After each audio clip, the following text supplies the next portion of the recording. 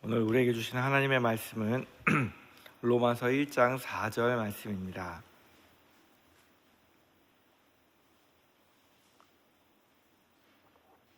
한 목소리로 같이 읽겠습니다. 성결의 영으로는 죽은 자들 가운데서 부활하사 능력으로 하나님의 아들로 선포되셨으니 곧 우리 주 예수 그리스도시니라. 아멘. 여러분들 주님의 부활을 믿으십니까? 네.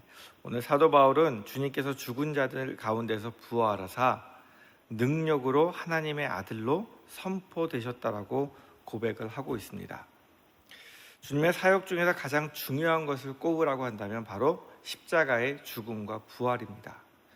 주님이 병자들을 고치신 것도, 말씀을 전하신 것도, 이적을 행하신 것도 다 중요한 일이지만 가장 중요한 것을 이야기하라고 한다면 십자가의 죽음과 부활입니다. 사도 바울은 로마에 있는 교인들에게 예수님에 관한 이야기를 시작하면서 이렇게 말하고 있는 거예요. 나는 너희에게 하나님의 아들이 사람의 아들이 되셔서 언약으로 인하여 십자가에 못 박히셨고 이제 죽은 자들 가운데서 부활하심으로 말미암아 능력 있는 하나님의 아들로 선포되신 주님에 대한 이야기를 하겠다라고 이야기를 하고 있는 겁니다. 굉장히 중요한 이야기입니다. 부활은 주님께서 친히 하신 모든 주장을 다 입증하고 계십니다. 예수님께서는 내가 하나님의 아들이라고 말씀하셨어요? 하나님을 나의 아버지라고 말씀하셨어요? 바로 하나님의 아들이신 증거가 부활입니다. 요한복음 2장에 보면 예수님께서 사람들이 이렇게 요구를 합니다. 네가 만약 하나님 보내신 사람이면 이적을 행해봐라. 그랬더니 예수님께서 뭐라고 말씀하시냐면 이 성전을 헐라 내가 사흘 만에 다시 일으키리라. 그러니까 사람들이 다 비웃습니다. 성전을 헤롯 이전부터 해서 몇 년을 지었냐면 46년간 지어온 성전입니다. 그런데 이 성전이 46년 동안 지어진 것인데 너가 3일 만에 짓겠다고? 사람들이 다 비웃어요. 그런데 이 사람들이 보기엔 말도 안 되는 이야기, 허풍이었지만 그 당시에는 사람들이 이 건물을 이야기하는 줄 알았지만 세례 요한이 지나고 나서 성령을 받고 나니 그것이 실제 성전이 아니라 바로 예수님이 성전된 자기 육체를 가리켜 말씀하신 것이라는 것을 깨달았습니다. 그래서 이렇게 이야기합니다. 죽은 자 가운데서 살아나신 후에야 제자들이 이 말씀하신 것을 기억하고 성경과 예수께서 하신 말씀을 믿었더라. 예수님께서 부활하시고 나서 이 말씀이 그 말씀이었구나라는 것을 깨닫게 되는 겁니다. 근데 사복음서에 보면 주님은 항상 내가 앞으로 사람들에게 고난을 당하고 죽임을 당할 거라는 이야기를 함과 동시에 사흘 만에 부활하실 것을 이야기합니다.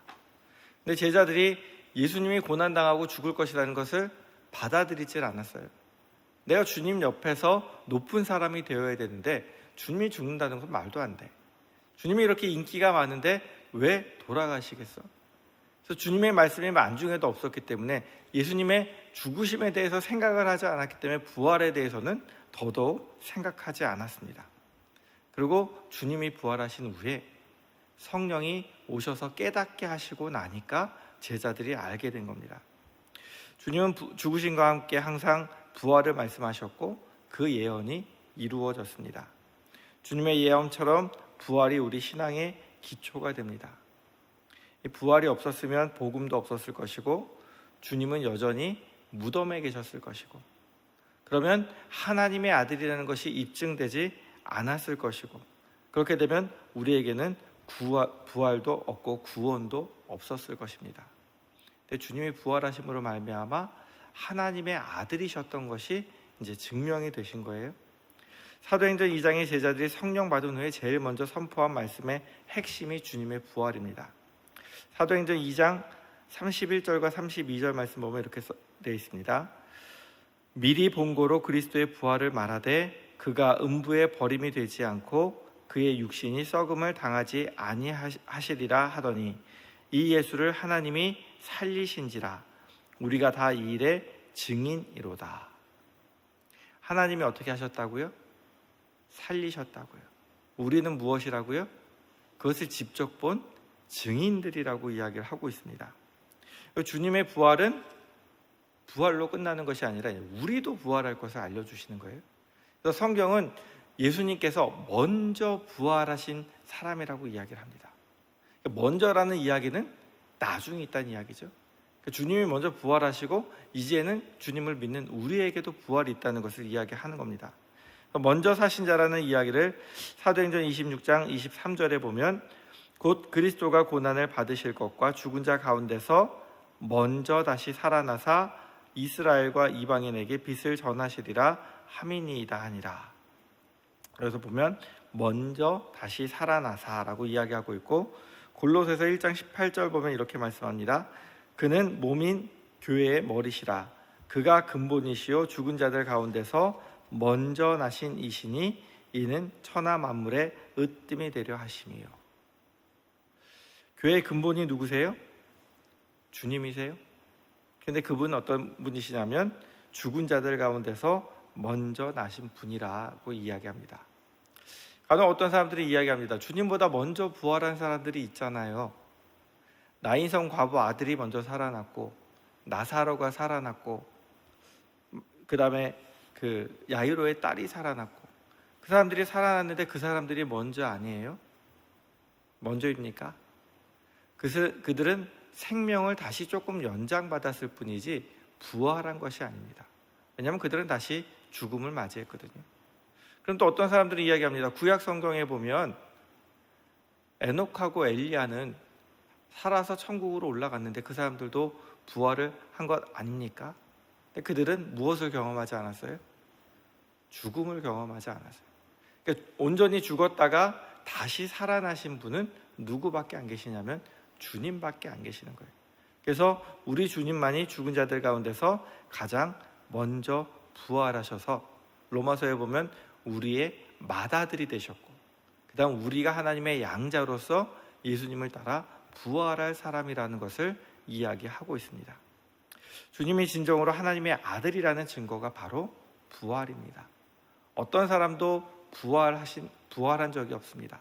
다시 살아난 적이 없습니다. 그러나 주님만은 부활하셔서 앞으로 우리가 입을 몸의 모습을 보여주시면서 그 모습이 곧 우리의 모습이라는 것을 우리에게 알려주시고, 이 부활을 통해서 하나님의 아들이셨다라고 말씀하신 것이 입증되셨습니다.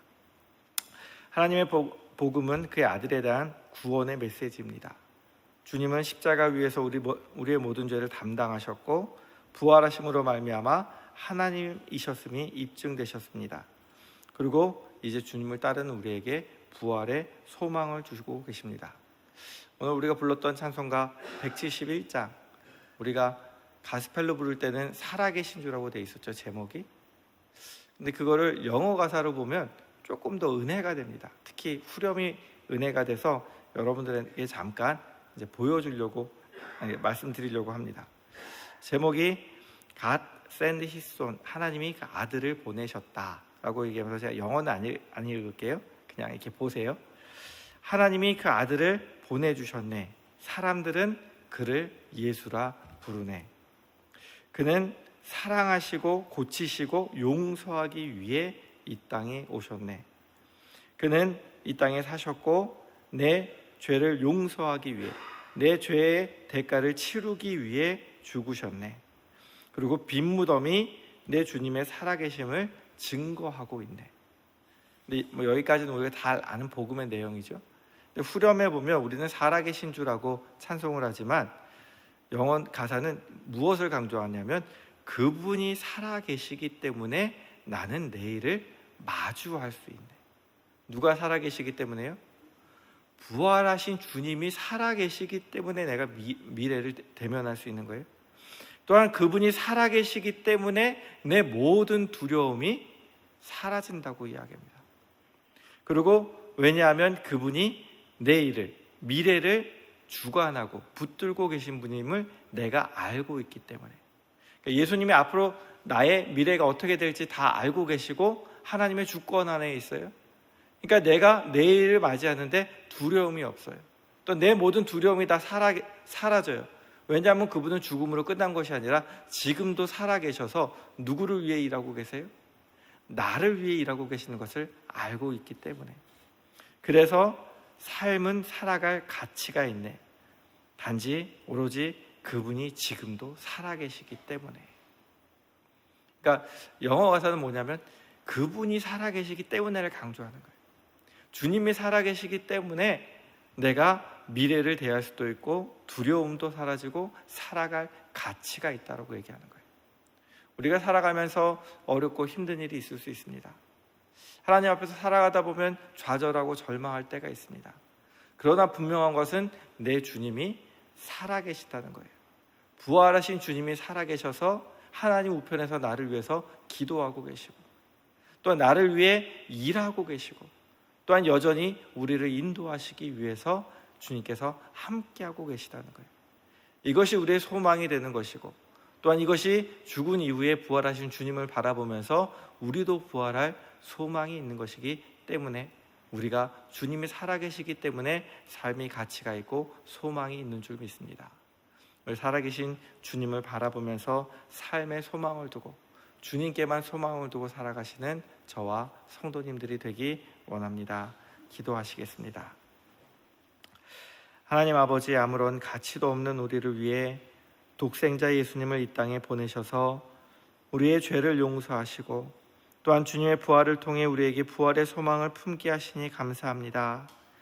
현재 살아가는 삶이 힘들고 어려울 때 우리의 소망이 되시는 주님을 바라보게 하시고 우리를 향한 하나님의 사랑을 기억하며 우리의 미래도 영원한 삶도 주님께 맡기고 주님만 의지하고 살아가는 삶이 되도록 성령 하나님 인도하여 주옵소서. 예수님의 이름으로 기도드립니다.